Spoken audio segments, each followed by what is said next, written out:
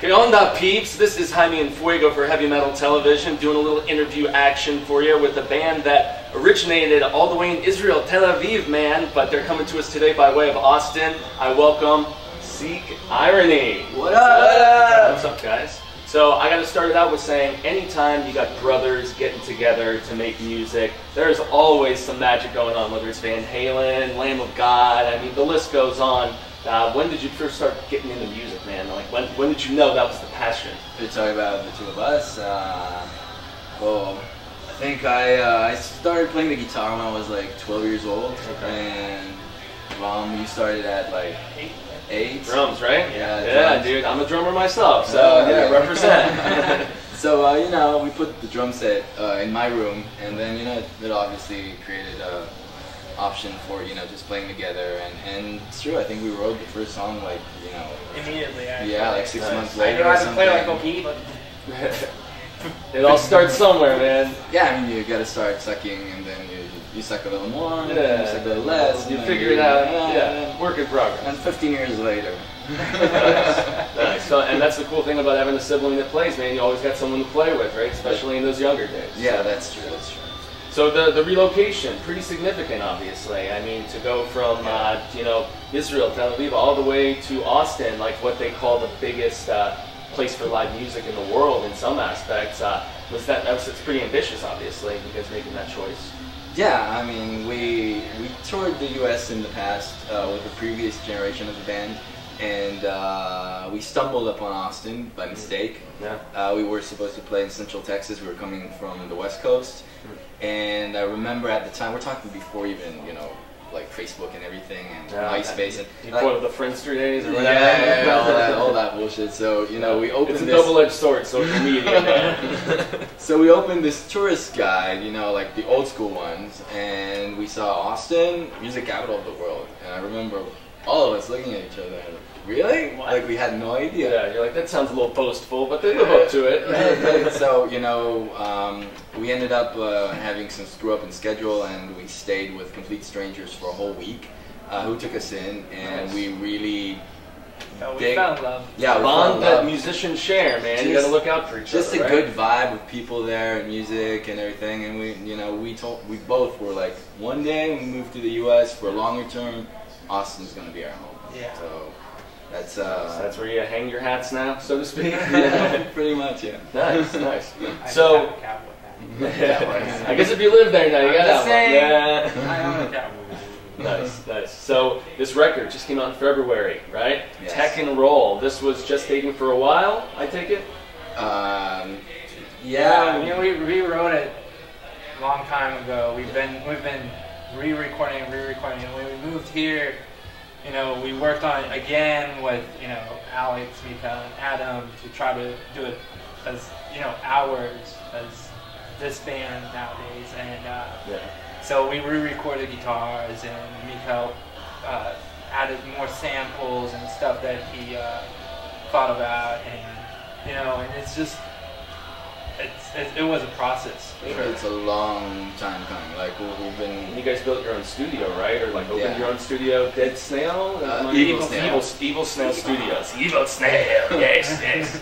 Yeah, back home I used to own one of the leading recording studios in Tel Aviv. I've been a music producer for many years, so it was natural. We just wanted whatever we did in Israel that worked. We wanted to copy the same idea and come here, and so sold the studio in Israel, built a new studio in Austin, and doing the whole band thing at the same time. And you got some righteous hired guns from the area to join up with you and make some music, man. Monsters. Yeah, Grammy winner at one point. This guy? Grammy Nominated. Okay, sorry. Beat the dead horse. Sorry. The nomination is the show of doing something right. So awesome. How did you guys hook up with these brothers here? How did that whole process go? You're the first one, so. It's actually a funny story. I was with my solo band after a tour across the international tour. Oh wow! And so I came back to Texas in between going back to Berkeley. School of Music. Yeah, nice dude. And I ended up deciding not to go back because of this guy. And so we played a show together with different bands. So it wasn't with Secret or anything. He was with a band called Dawn Over Zero. Yeah, it's a friends local of ours band. in Austin. They needed a drummer, and I had time. I just moved to Austin, and I told them, hey, let me play. So that's how we shared the stage at the time. So we did that. Then he sent me a message over Facebook and was like, "Do you know any guitar players?" And I was like, And that would bring in dun dun dun. He's like, "Well, actually, I'm a guitar player." And he's like, "No, not you. You live in Boston." Because of his Facebook said. Yeah. I was like, "Well, actually, I'm probably gonna stay in Austin." And then we did an audition, run the album, and. To be honest, it wasn't really an audition. It was like Like, I knew that he. We saw a video on YouTube. It was more like grabbing a beer and just to see if we had the right chemistry. And often isn't that if you can get along with somebody? I mean, you can have the most rad player in the world, but if personalities don't mesh, man, I've experienced it in bands too. I mean, it was obvious. It was obvious that musically it will fit, but it was that was the audition. The meetup. I played actually a gig and we all met. Yeah, and then we ended up going and seeing Between the Buried and Me together. And instead of watching the show, we just went outside.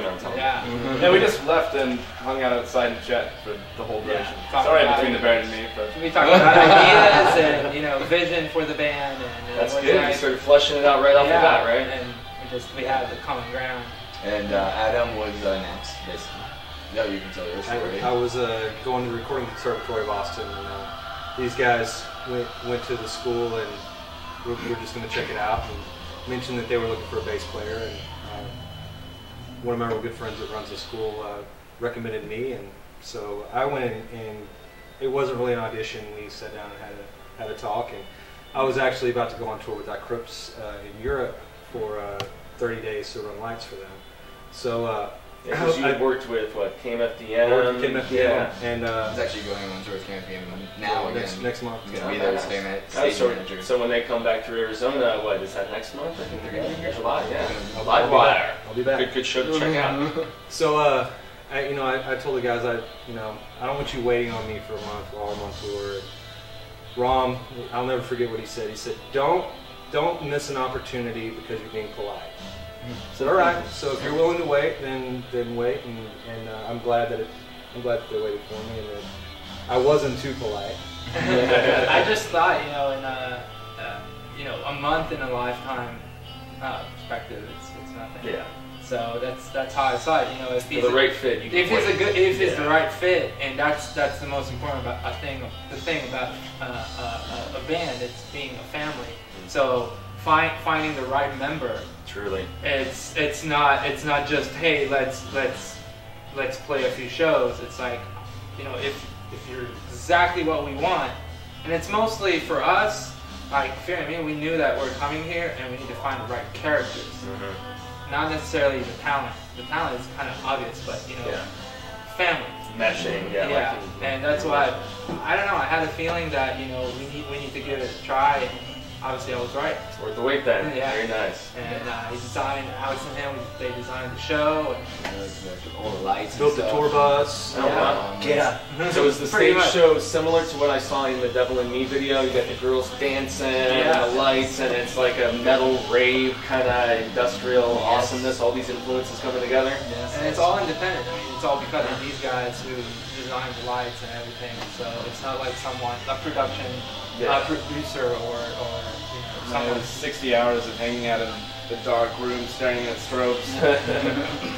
And then I've done some of that in my day, but and Mika was last. So adding that programming DJ touch, a little more just sonic flourishes and something like that. Yeah. We actually been together in high school.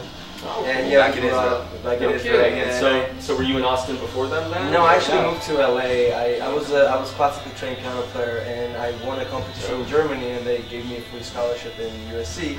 So I finished it, and I was like, I don't really want to do classical music anymore. So I wanted to do electronica with drums. So I decided to do an audition, and just for the fun of it, I sent him on Facebook like, check it out then what I do. And he actually recorded and he sent it back to me with like video and everything. And like actual drums to actually everything to whatever I sent him, and I was like, dude, this is badass. I'm gonna come to Austin and record it.